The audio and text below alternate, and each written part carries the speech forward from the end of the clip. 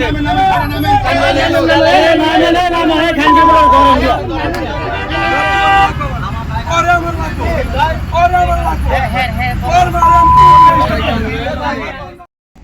High, lorry ড্রাইভারের এ কেমন কাণ্ড! কার মাকে কি জানি করবে সে। মাকে গালি দিতে শুনে সব যাত্রীরা রেগে মেগে আগুন। কেনই বা সে এরকম খারাপ ব্যবহারটা করলো? বলছিলাম, আরাপাত পরিবহনে করে কুমিল্লা থেকে ঢাকা যাত্রাপথে এক ভয়ঙ্কর ও আতঙ্কিত এক ভ্রমণ অভিজ্ঞতার কথা। বাসের মধ্যে কিছু ভার্সিটির ছাত্র ছিল। তারাই বা কি করেছিল, কি ঘটনা ঘটেছিল, কেন ঘটেছিল, বিস্তারিত জানতে এবং সবচেয়ে বড় কথা হচ্ছে এই ভিডিও দেখলে হয়তো যে কোনো যানবাহনে ভ্রমণের ক্ষেত্রে কিভাবে সতর্কতা অবলম্বন করতে হয় সেটি বুঝতে পারবেন। চলুন তাহলে ভিডিওটি শুরু করা যাক। আমি ঈদের সিজনে এই বাসে অতিরিক্ত যাত্রী তোলার কারণে ভিডিও করার কোনো চান্সই পাইনি, বিদায় ঘুমিয়ে পড়েছিলাম। আমার সিট ছিল B3 চালকের পিছনের সাইডে। কুমিল্লা বিশ্ব রোড থেকে উঠেছিলাম ঢাকায় যাওয়ার উদ্দেশ্যে। হঠাৎ দেখি ভীষণ চেঁচামেচি হইতেছে। ঘুম ভাঙার কারণে কিছুই বুঝতে পারছিলাম না। ভালো করে খেয়াল করে দেখি যে আমার সামনে বাসের দরজায় মানুষের ভিড়, আর সেই মানুষগুলো খুবই উত্তেজিত অবস্থায় কাকে জানে মারতে বলতেছে।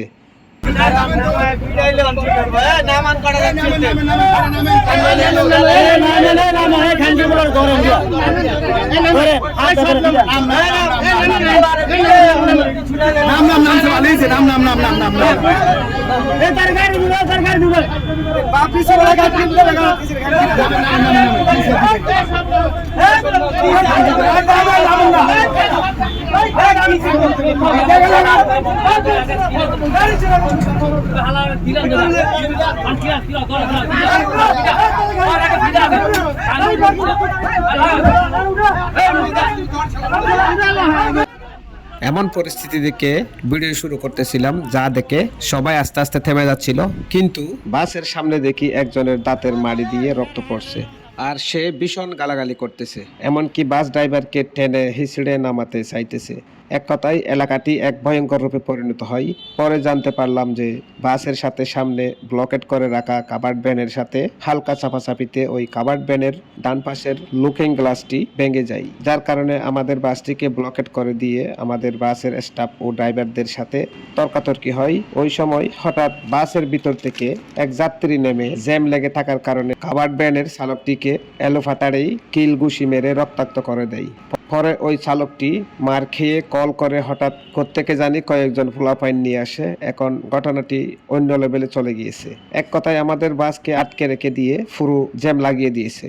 বাসে থাকা সেই যাত্রীকে কাভার্ড ভ্যান চালকেরা ওই যাত্রীটিকে খুঁজতেছিল, বলতেছিল যে ওরে আমার লাগবো, ওরে আমার লাগবোই, বাকিটা আমি আর বলতে পারবো না।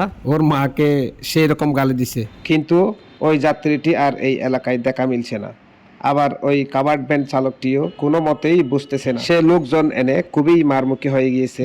তার ভাষা শুনে সেটা উপলব্ধি করাই যায়। সে এমন উত্তেজিত অবস্থায় আমাদের বাসের ভিতরে থাকা মহিলা যাত্রীরা ভীষণভাবে ভয়ে আতঙ্কিত হয়ে যাচ্ছিল। হঠাৎ বাসের ভিতর থেকে কয়েকজন ভার্সিটির ছাত্র পরিচয়ে নিচে নেমে অনেকক্ষণ বুঝিয়ে সুঝিয়ে ওই কাভার্ড ভ্যান চালকটিকে 1500 টাকা ক্ষতিপূরণ দিয়ে মিটমাট করে ফেলে। আর ওই টাকাটা এই বাসের ড্রাইভার থেকে নেওয়া হয়। পরে যে যার মতো চলে যায়। আর এই ঘটনাটি ঘটেছে বন্ধুরা মোগড়াপাড়া এলাকায়। এই এলাকাটি সত্যিই ভয়ঙ্কর। এটা আমার কথা নয়, বাসে থাকা সকল যাত্রীদের মুখে শোনা। তবে পরে ঘেটে দেখলাম এই এলাকাতে খুব বেশি ডাকাতি হয় সংঘবদ্ধভাবে এবং ফিল্মি স্টাইলে।